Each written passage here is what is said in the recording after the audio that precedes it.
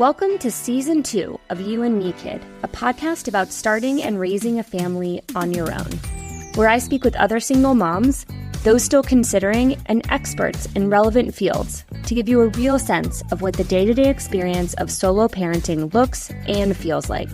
So wherever you are in the process, I hope this podcast provides some support, helpful info, and most importantly, humor. Thanks so much for listening. Now let's get to it. On today's episode, I'm so excited to talk to Lindsey. Lindsey's a single mom of a toddler in the Southeast. We talk a lot about the communities that we've built around our families and our kids that really help us to be supported as mothers, as well as continue to feel like ourselves after this big transition. We also get into the details of the daycare options that she considered, sickness in the first couple of years of life, and the ups and downs of international travel. I hope you enjoy my chat with Lindsey. Let's get to it. Well, thank you so much for chatting. And as I was saying, all the back and forth, one of the things I've been joking about with people about doing a podcast about single moms is the hardest thing is scheduling with single moms. Oh, yeah. I know. We just all, don't have a lot of free time, especially free time that involves like quiet in the background and no kids kind of climbing all over us. So thank you for your flexibility. I appreciate it. Yeah, excited to talk. Lindsey, you're in Nashville. And Yep. How old is your son? He is 20 months. 20 months. So, okay. Yeah. And when did this whole thing kind of start for you? The idea of doing this on your own? Probably after I turned 40, I had like a major career transition. I had helped build a nonprofit with a friend. Sort of the building of that just took a lot of my time and energy of my 30s. The nonprofit was really for women. And so we had a lot of young interns and I loved like gathering them. And it just was like very life filling. So as I sort of left that to go do something else and did some healing work on myself, one of the things that I realized is that I had spent a lot of time building other people's dreams and not really like focusing on my own dreams. And they had kind of just gotten buried in there. And I remember in my 30s, I had a good friend in Austin that was a single mother by choice. She had adopted her first and then did fertility for her second, did it through IUI. And I went to dinner with her when I was in my late 30s. And she was like, you need to go to your gynecologist and get your AMH level tested and do all this stuff. She was like super intense about it. And I was like, I am not there. But it was something after, sort of leaving that organization, transitioning my career and beginning to focus on myself. I was like, I really don't want to miss out on motherhood. So I sort of called her and was like, you're going to think I'm crazy, but no, I'm like in my 40s now, but I want to figure out what my options are. So she kind of talked me through just the basics of like, what would the adoption road look like versus what the fertility road would look like and where did it kind of get started. So I made an appointment like in one of the next days with Nashville Fertility Center just to start talking about my options there. Yeah. So that's the beginning. I tell people kind of similar things because I think the two big things I feel like folks don't totally realize are the finances involved and kind of once you're on the path, they kind of compound a little bit. So you do sometimes have to plan ahead unless you're one of those amazingly lucky folks that IUI works on the first shot, right? Totally. Or you would, adopt and that is in your, finances. But the other thing people don't totally get is the process takes a while. And it's not just like, it's like, I'm a realtor. So it's not like, let's decide on a Monday, we're going to look for a house and on Saturday, we're going to get it. It's all timed around your cycle. It's timed around the availability of the doctor. I mean, sometimes it's 6 weeks just to get the first appointment. And then you wait another 6 weeks for your cycle to start for blood work. And so kind of getting the ball rolling sooner than later is one of the things I've kind of been telling folks because it just takes a long time to get all the pieces in order. In addition to that is that I think a lot of people are scared of like, how am I going to do this? And sort of planning out sort of problem solving for this future life. And there's so many opportunities to say no along the way that was like really helpful for me to know is like, you make an appointment does this feel right? Do I want to keep pursuing this? And they kind of lay out your options. And so you pursue one option and you might hit some roadblocks and then you have to pursue another. So it was like there were a lot of yeses, and places where I could have very easily bailed out. And I think that one of the things that was helpful for me in the process was really having a posture of it being about trying. I was like, I want to pursue motherhood. I knew that it was sort of out of my hands to make it happen, but I wanted to do everything I could do that I was comfortable with financially and, emotionally. And so it was like, I just kind of kept being like, do I want to keep doing this? Like, is this still feel like the right thing? And that was really helpful because I think if I had been laser locked on like, I'm going to do whatever it takes to become a mother, that I could have ended up in tons of debt and, like just a lot of disappointment too. It was like, I just kind of had to keep trusting the process, as we say it on site where I work, trusting myself and my intuition and like what I was up for. Yeah. Hey guys, thanks so much for listening to this episode of the podcast. As you know, this season I partnered up with California Cryobank, the #1 sperm bank in the US. California Cryobank ships to over 40 countries and has one of the largest and most diverse selection of donors out there.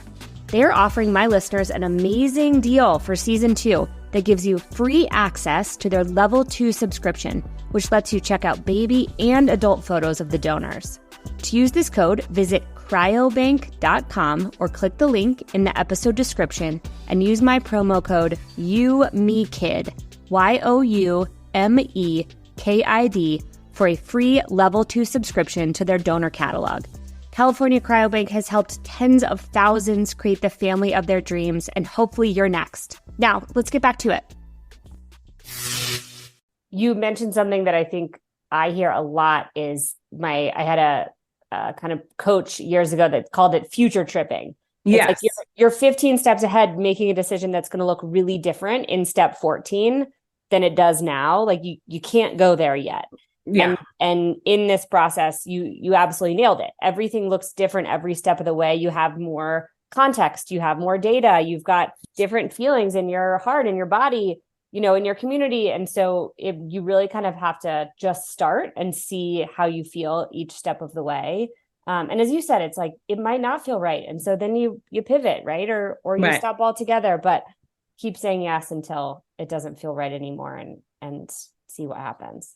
So What did you decide to do eventually to get pregnant? What was the path you chose? I ended up going the fertility path. I had a lot of friends that have adopted, both single and coupled. And I remember one day I was with a lot of my friends who are actually all married, but they were talking about sort of the trauma of adoption. And they weren't talking about like the trauma their kids had experienced or like living with their kids. They were just talking about like, our family was one way one day, and then the next day it was totally different. And it was just a really hard thing for them to reconcile, even though it was like expansive and better in a lot of ways. Just the quickness of the change and the magnitude of the change was just like a lot for them to process. Without that 10-month runway. It's like just... it's like you don't know if they're coming home, then all of a sudden they're there. Yeah. And I just remember observing the conversation and thinking, I have been single. I've had all this autonomy and independence my whole life. I have had dogs, but that's been sort of my responsibility in a job. I was like, I'm going to need a gestation period to like really prepare myself for this. So that was one of the major contributing factors that like made me pursue fertility versus adoption. Cause I'm like, I love adoption. I just knew like for my lifestyle and for where I'd been emotionally that like the preparation time would be really helpful of a fertility journey. Yeah. And so that is sort of what pushed me in that direction. So went to Nashville Fertility Center. I did an IUI. I'd planned to do a series of those, but I had some cysts and some fibroids that were causing problems with me taking the medication. And so the way that they do it at Nashville Fertility Center is they had basically like a waiting list for donor embryos. And so from my first appointment, I had put myself on that waiting list for the donor embryos. And so I was doing IUIs while I was on the waiting list. And then once I kind of realized that that wasn't going to be realistic pathway for me, I was like, I'll just wait until an embryo comes up. And so they called me like 6 months later, which was, I think, in March of 2020. And I was like, I feel really scared to do this right now. I was like, I can't. And so thankfully they let me wait a couple of months. And I think I reached back out in June and I could start the process. The way that they did it was they had a selection of donor embryos that had come from that clinic. And they sort of sent me paperwork on the available embryos. It's sort of like if you've done an IUI with a sperm donor, you get sort of the same kind of information where it's like family medical history. There was a lot more information from the egg donor because I think she had donated her eggs and talked some about even sort of the reason why she wanted to donate her eggs and things like that. So used a donor embryo to get pregnant. And I actually did one transfer that fall and had a chemical pregnancy. And then again, I didn't know if I would like keep going after that. So I really kind of took time to grieve sort of that chemical pregnancy, that miscarriage, then decided that I wanted to try again. And so I did another transfer that spring of 2021 and got pregnant. Oh my God. Wait, I need to back up a step. Sorry, I know it was a lot. No, that wasn't a lot at all. I'm really fascinated by this donor embryo concept. Okay. I've never heard about that before. That's incredible. What an amazing option for folks. When you initially said that, it made me think that maybe those were embryos that couples had made together and no longer needed to build their families. But it sounds like maybe they were both donors creating embryos together. What's your understanding of that? Well, I think that there are like millions of frozen embryos in the United States from people that have done IVF and then have embryos that are frozen that they're trying to determine if they're going to use, discard, or sort of what they do with them, and some of people are just paying the storage fees for those embryos. There are a lot of them out there. And so my understanding is that they're either created by a couple or a woman or, like someone that is sort of creating them to use them. And then they end up not using them and they're left over. And so I think Nashville Fertility Clinic was trying to figure out like, how can we funnel these to people that want or need them? And so they have that within their clinic that they offer. I know that there are also like, I think Facebook groups where you could find embryos, some adoption agencies sort of have an adoption process for embryos. Yeah, it's really interesting. What a beautiful option. I had no idea. I was never given that option. My fertility clinic must not have had it or I don't know. I guess it never came up, but that's amazing. I love that. Okay, so you had your donor embryo. Your son is 20 months. Yeah. Do you own your business or run on-site? No, I am lead the marketing team. Yes. Amazing. And have been here for about 5.5 years. So it's on-site is an emotional health retreat center. And so we run like therapeutic and personal growth workshops and then have a longer term residential trauma treatment center called Milestones. Incredible. What an amazing job I love to have, especially as a mama. How did those first few months, did you take maternity leave? How did you balance new mamahood with work? I took maternity leave. I did all 3 months. Yeah, it was definitely, it feels like such a blur. When you're in it, you're like, how am I ever going to get past this? And now it's like you really do forget about sort of the survival of those days. Yeah. But I had a great support system. I have a lot of friends that are like family in Nashville that sort of all came alongside me. And sort of, I had 2 of my closest girlfriends were in me for labor and delivery. They're the two godmothers. And so I kind of laugh. Ben is like a community baby, I like pay the bills for him and take care of him, but he is like so well loved. And, now that he's talking a little bit and saying words, like 60% of his vocabulary is like people's names that he loves. Aww. And so like in the car on the way to school would be like, who all loves you? And he'll just list, like my Nini, who's like one of my best guy friends' mothers, and Gaga and Papa, which are my parents, and then all my friends. So it's really cute. But, that's so sweet. Got through it with the help from my friends for sure. Yeah. Oh man, that just gave me goosebumps a little bit because I feel the same way about my daughter. We just have this amazing community of support, and somebody was asking me if she had ever went through like a stranger danger phase. And I kind of laughed, like it was like, no, because in our world, it's like, if all those people can't hold her and snuggle her and play with her, it would just be such a different life for us. So I think she's just so used to, between childcare and all of our friends spending time with us, she's just used to so many different faces and starting to recognize people and build relationships with them. And I love it so much. It's everything and more that I ever thought it would be. Yeah. Ben is in daycare now. He got in like right at a year. And before that, I had like had a nanny at the house.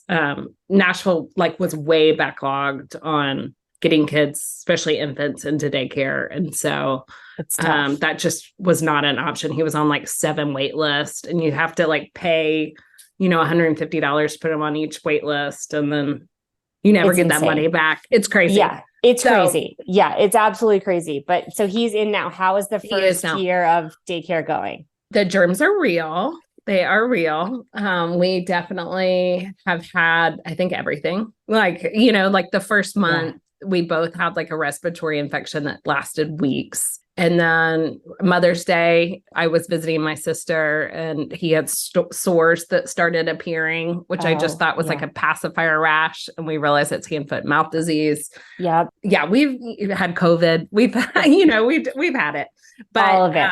It really has been so good for him and for me. Like just the continuity of daycare. I think it was so wonderful having a nanny and kind of having him at home. So I got to interact with him some during the days during that first year, but then transitioning into daycare where he's like surrounded by kids his age.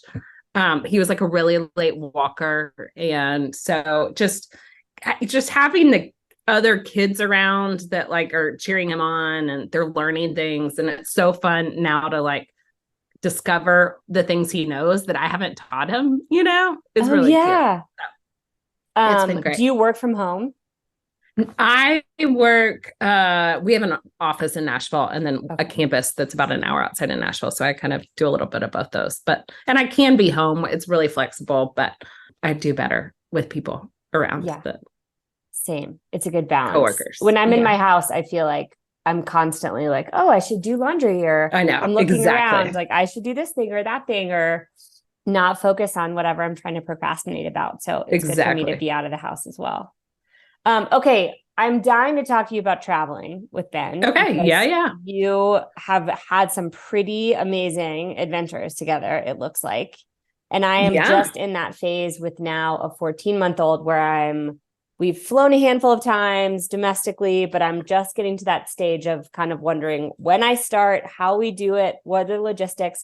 And I feel like one of the biggest things that I thought about prior to having a baby was, how am I going to keep up that part of my life that's so important to me, whether it be domestic or global travel. So tell me, like, when did you guys kind of start kind of making those bigger trips togetger, and how did it go? It was funny. I realized sort of as my maternity leave was like closing up, I was like, before I go back to work, I want to like use this time to like see some close friends and family. And so I did a road trip to Birmingham, which is like 3 hours from Nashville, and saw one of my best friends and stayed with her for a couple of days. And then a few days later, we flew to Raleigh, North Carolina, where my sister lives. And I stayed with her for a couple of days.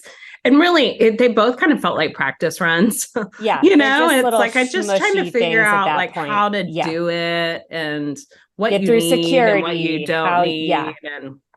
And he was like 6 or 7 weeks old. you know, and the thing about traveling with babies that are under 2, I can't speak for the ones that are over, is that generally people are really nice, you know, and like when they're screaming on a long haul flight, there will be moms that will come out to you and be like, we've been there. It's okay. You know, and you're like, the world is not all awful.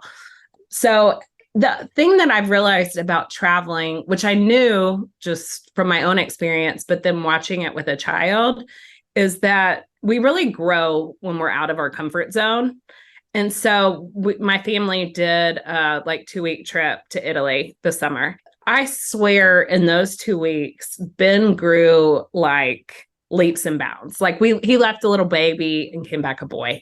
And it just was so cool to hard and so cool, so hard, but so good to like stretch out of our comfort zone, be more flexible on schedules, like just see what they could handle kind of in that setting. I was so anxious going in. I had no idea what to expect, which I think is probably the right way to go in. I didn't have this idea that it was going to be like this perfect, serene experience. You know, I was just kind of like, we're going to try this and it could be a mess. Yeah. But we're in Italy. It was great. It's a mess. But we're in Italy. It's a mess in Italy. And we're traveling with people that can help and are going to be understanding of the fact that we've got a 18-month-old baby with us, you know? Yeah.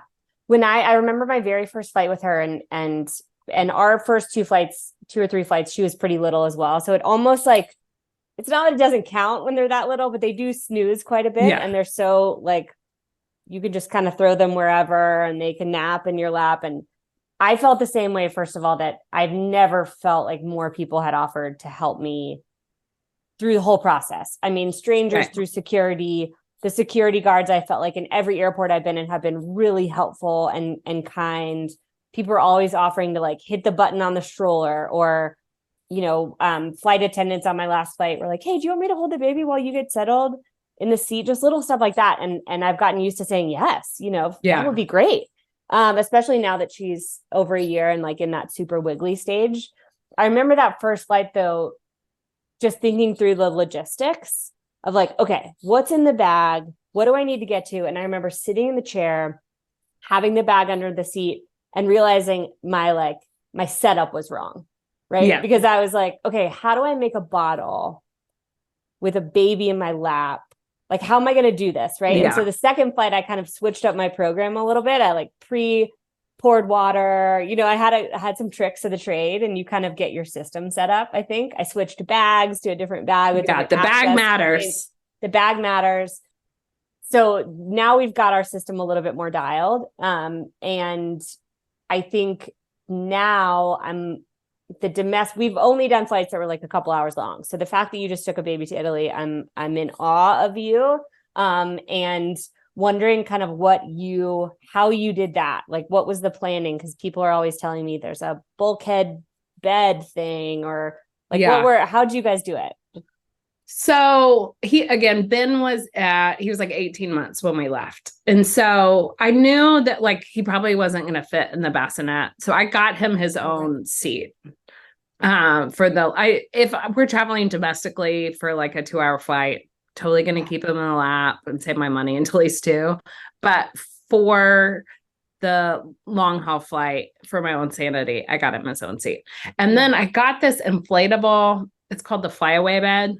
Oh yeah, I've seen that. I think it's like inflates social media. It looks cool. Yes. Yeah, you're definitely going to get more ads now than we've talked about it. But it's basically like inflates and takes from like the back of the seat to the seat in front of you. So, and it's like just an inflatable little bed. And I would say more than getting it as a bed, I knew from traveling before that I needed something way that he couldn't throw all his toys on the floor. Oh, so it's like a play area. So it helps kind of like just give them space that feels a little more contained. Yeah. So it like, that was like a huge win, because I felt like the last fight we had done before that, his passy was on the floor every 2 minutes. He was just throwing everything on the floor. And it was driving me crazy. So he did great. He stayed contained. He did not sleep on the plane over, which was an overnight flight at all. So that was like a lot, but a friend afterwards, like, what movies did you watch your flight? And I like laughed. I'm like, that is not like, I was just like hyper vigilant. Like, how do we keep this baby happy? And he still was like young enough that he wasn't into screens, or like he couldn't sit and watch something. So it was like a tough age to be flying with him at. I think even now he's like enough into Llama Llama that I think I could keep him just like binging on TVs or whatever. But did he crash when you guys got there? How did it was great because he was so tired that we all just got right on the schedule because we were just exhausted. Yeah. Somehow it all kind of worked out. Probably don't remember it all fully clearly. How you just kind of get through and you're like, okay, just wait till we're landing. Yeah. But, and I would say the other thing was I had scheduled flights. My sister does not live in town with me, but we like met up in Chicago and then flew over together. So she and my nieces were on the long flight with me, which was great because then I felt like I could leave him with her if I needed to go to the bathroom. Yeah. Even like having them be in the seats behind us, he could stand up and talk, like kind of babble at them and talk to them and stuff like that. So yeah. How were your fellow seatmates with the whole situation? Well, it was nice because we had that family, the family shield was around us. Oh yeah. Yeah. I would say generally everyone was okay, Yeah. What I remember about pre-baby life is even as someone who loves kids, right? And so I always, even if there was a mom who had a screaming baby, I almost just always felt bad for them, right? I was never really annoyed. And not everybody's like that, right? But I think when it's not your baby, the most it could ever be is like, gosh, I wish I was taking a nap and this baby's crying. Like it's never that big of a deal, but I make it such a big deal sometimes if Ellie's crying. I feel bad for everyone around me. Right. And I've started to get really good about just not taking that on. Because that's great. I'm feeling 10 times more than they're feeling. They don't really care. Yeah. They're getting to their destination. They don't have kids. They're, have a cocktail. They're watching a movie with their earphones. Like they're fine. And so just kind of focusing more on us and not worrying about the larger group, like at a restaurant, on a plane, is something that I've had a harder time trying I think as long as you're trying to like engage and discipline your child. I think that's what I always remember being a single person was like, if somebody's like kid was like kicking the back of the seat and they weren't, they just seemed oblivious or they were like doing their own thing and letting their kid sort of ruin my experience. Right. But they couldn't be bothered with it. That kind of bugged me. And so, I mean, even now it's like, I definitely go out to dinner a lot with Ben. It's like, I definitely am engaging him and not expecting someone else to do it for me, Right. And disciplining him and that kind of thing. Yeah, no, I totally agree. Wow. So he didn't sleep the whole way over. You guys stopped in Chicago and then did you do Chicago to Rome? Wow. That's a long flight. And then we had a couple hour drive because we were going to Tuscany, to a small town in Tuscany to stay. Oh my gosh. And then from then on out, was it just typical kind of new schedule every day, going with the flow? I mean, like I would say we're very regimented in the States generally. Like he goes to bed at 7, he wakes up about 7, like we try to stick on schedule. But in Italy, like people don't even eat dinner till 7:30. So you couldn't get a reservation. Like there were not restaurants open. So his schedule was like really thrown out the window. Like he was up to like 9 and 10 most nights. Partying. But he did okay. Like I was shocked. Wow. Yeah. Like I think that doing that with him, I felt like a ton more confident now around like pushing some limits that I wouldn't have known I could push before. Yeah.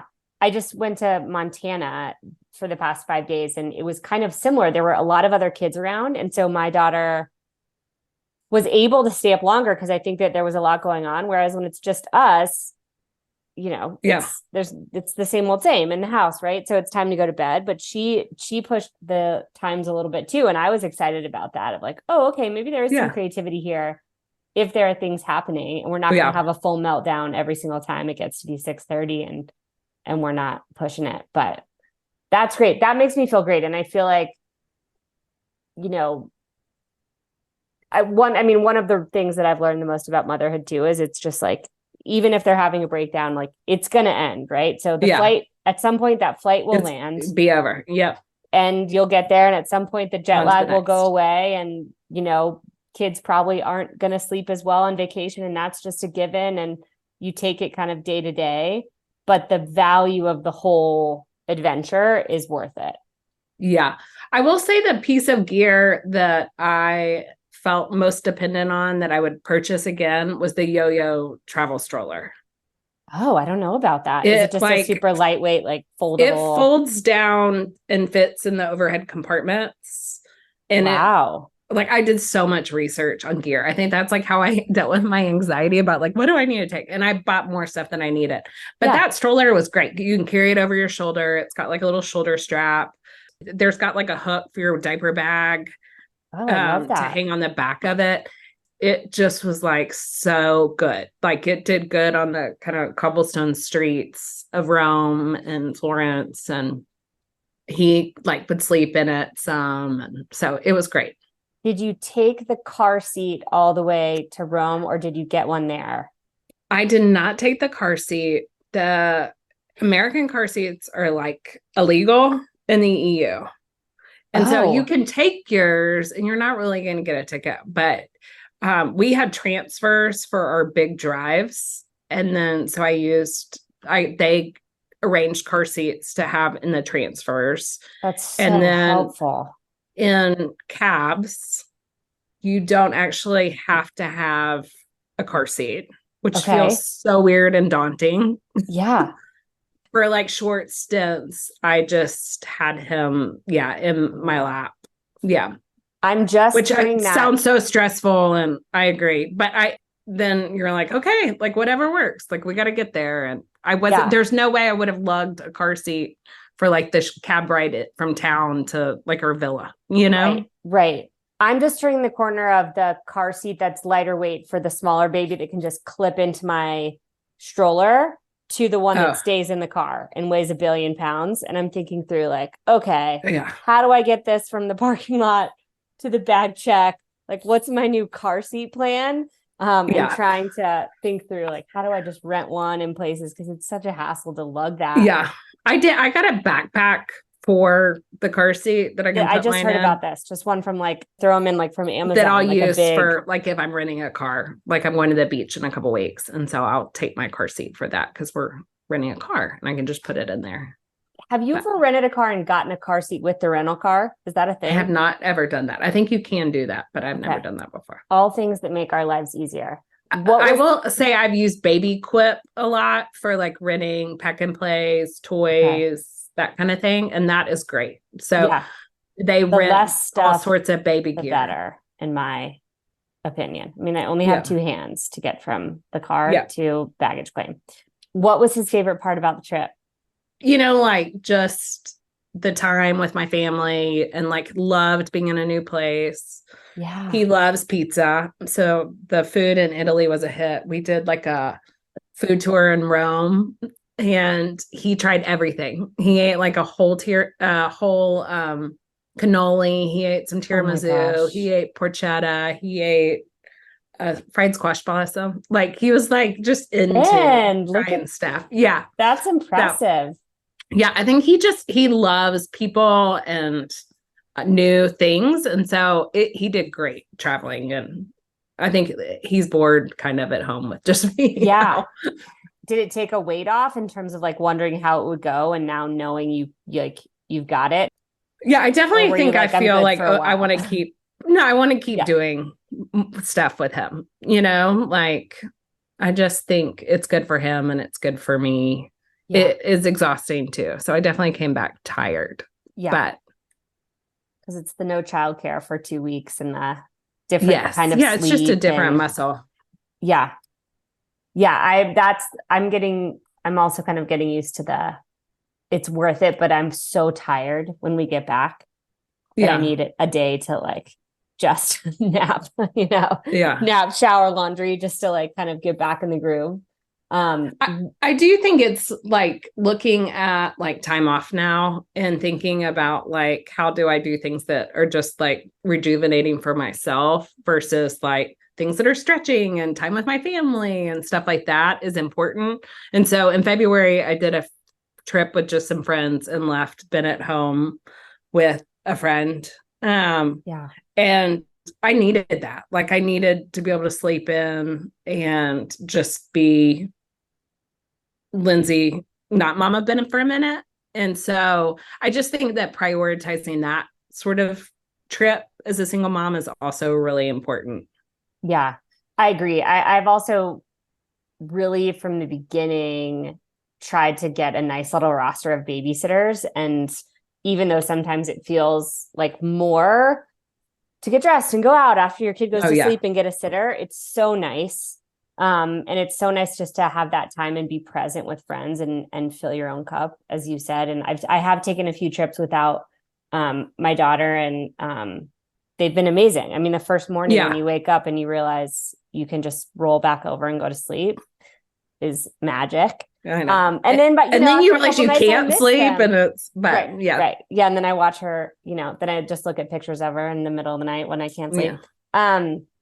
What's next on the? Have you thought about next kind of trips with him? Do you guys have some? We're doing a quick beach trip in a couple weeks with some friends. And then I think next year we'll probably try to do Europe again at some point. I have a group of friends that are dreaming about getting over to Italy. So yeah. We might go back. Before I had kids, I kind of felt like my friends started having kids like 10 years ago. I'm 40, almost 42. So there was kind of this stretch of the past like 6 years where I was not in the married club. I was not in the kid club. And then there's also like I'm not in a club that can just do whatever I want because I have endless amounts of money club, right? Right. And so it was a little bit isolating, even though I have this amazing community. It kind of felt like, wait, these groups are shifting in terms of their what they're doing, and they're doing family trips together, or they're only going with families they met from elementary school, or things kind of shifted a little bit. And I think it's helped a little bit to have a child, but my daughter's so much younger than most of my friends' kids at this point too, that now we're on totally different programs. And so I'm craving the multi-family, total chaos, kids everywhere trip. Like, that's what I'm feeling like I want the most, is just like, let's get everybody together and just roll the punches and just a little bit more of that, like getting everyone together kind of thing. But it's tough with kids of different ages and different schedules and naps and no naps and bedtimes that are different, and being like just a little bit ahead of it than you are. The thing that I've seen over the last few months is like, I'm starting to like have like, I'm be drawn more to friends that have kids around my age, And so like Nashville's gotten an influx of people from New York and LA. And so we've got like kind of this infusion of new people all the time in our community. And a lot of them were older, having kids. And so there are like, I just am like realizing I'm on schedule with people that have kids that are like under 3.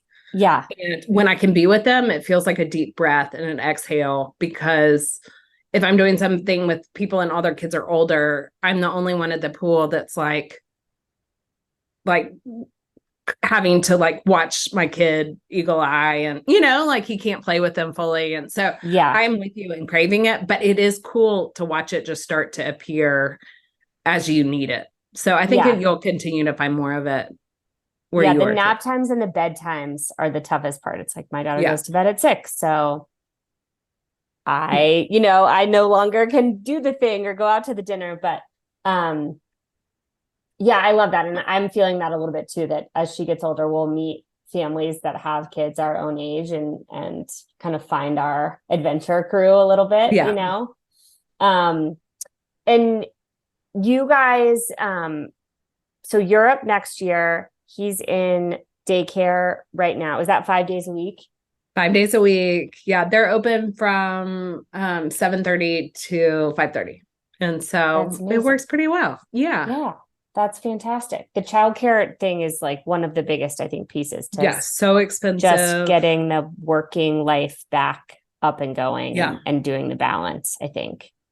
You Yeah. mentioned earlier you have some single mom by choice friends. Did I hear that I right? do. Yeah, yeah. That's I do. awesome. I It's didn't cool. know Like anyone who had done this. I had a friend that had done it before me that kind of helped guide my path. And then it's fun in Nashville. I have a group kind of that we get together that are all single mothers by choice. One fostered and ended up adopting her foster child. Another adopted an infant, and then me that did the fertility stuff. And then I had a friend that just had a baby earlier this week through fertility stuff Oh that's my single. gosh. I have another friend that is pregnant that is due in October that's single. So it's just been neat. I've been really public about my journey on social media because I'm like, I just want women to know this is an option for them. And then like want people to find each other because it really is a little bit of a different journey and Yeah. there's learnings in it. So I'm so glad you're doing this podcast. Yeah, it's been really fun. And I feel the same way. I think even with fertility, the more I started talking about just, going through all the steps of that, right? More people that I already knew became more open about what they'd gone through, which they hadn't talked about with me before. And now I'm sure you do, calls and emails with folks who are thinking about this, who don't know where to start Yeah. and are reaching out. And so I am feeling like this community, maybe I'm just new to it, but I feel like I'm having more and more of these chats and I'm hearing more and more from people like, oh, I know someone that's doing that, or I have a friend that was thinking about it. And so it makes me feel great that it doesn't feel like, something that you can't do or that you're giving up on marriage or partnership or something because you're choosing this path. Because I think a lot of women feel that way for sure. Totally. Have you dated at all I since have not. then, or is that even something No. that's on your radar at all? I mean, I would love to meet a man and, like find the right person, in quotation marks, whatever that means. But I was never a good like online dater before. I've never been good at having jobs that put me sort of working with a lot of men. So Yeah. I just kind of sucked at dating, honestly, and haven't been good at doing the work of dating. But I feel like my friends that are successful in it really invest time and energy into it. And I have other things that I've invested time and energy into. Yeah. And right now life feels so full that I don't have the extra time or energy to invest. But good for you. I I would invested a love to lot of meet time and somebody at some energy and point. it didn't get me anything. So good for you for not, you saved that energy on good things. I don't know. I feel the same way. I have had a handful of people who I meet, and it's usually kind of friends of friends or at dinner parties who assume that I don't want a partner. Like they make those statements, right? Like, oh, that's so cool that you didn't want to get married. And so you did this on your own. And they're two totally different decisions. And it's interesting to me that assumption is made when in fact, that's not true at all. I would be thrilled to find a partner, but it's icing on the cake now, not a means to an end. Yeah. And I do think there are like things that are really hard being the only parent, the only set of hands, but there also there's an ease to being the sole decision maker in some ways around parenting. Yeah. And so I think that is a trade-off that a lot of times people don't talk about that kind of. Yeah. So I just feel that way all the time. Watching friends navigate like sleep training together. And I'm like, oh, Ben and I just got on a schedule together. We had to. So it just is funny. But that was one of the biggest surprises, I think, for me was not really feeling in the first year like I wish there was another person there.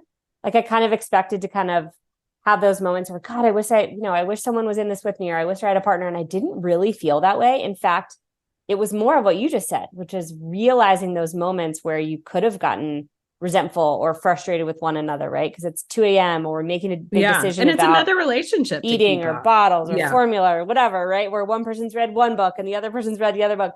And you just kind of do whatever you want, whenever you want, because it's just the two of you. And there is an ease to that. I have really felt that for sure. Yeah. I love that for you guys. And I'm so grateful for your time. And I would love to just keep hearing about Ben. You're right in front of me. So it's like, I'm going to watch you on Instagram and kind of watch and be inspired by you a little bit ahead of me in the process. I love that. Oh. Thank you so much, Lindsey. I'm so grateful. Thanks so much for listening to today's episode. I hope you enjoyed it. For more information about the podcast or me, go to youandmekidpod.com. See you soon. Thank you for listening to this episode. If you or your company are looking to jump into the podcast world, now is the time. The Plug Agency is here to connect you to the full power of podcasting. You just record and leave the rest to us. The people are listening and want to hear from you. theplug-agency.com. That's theplug-agency.com. Click the link in the episode description for an exclusive offer.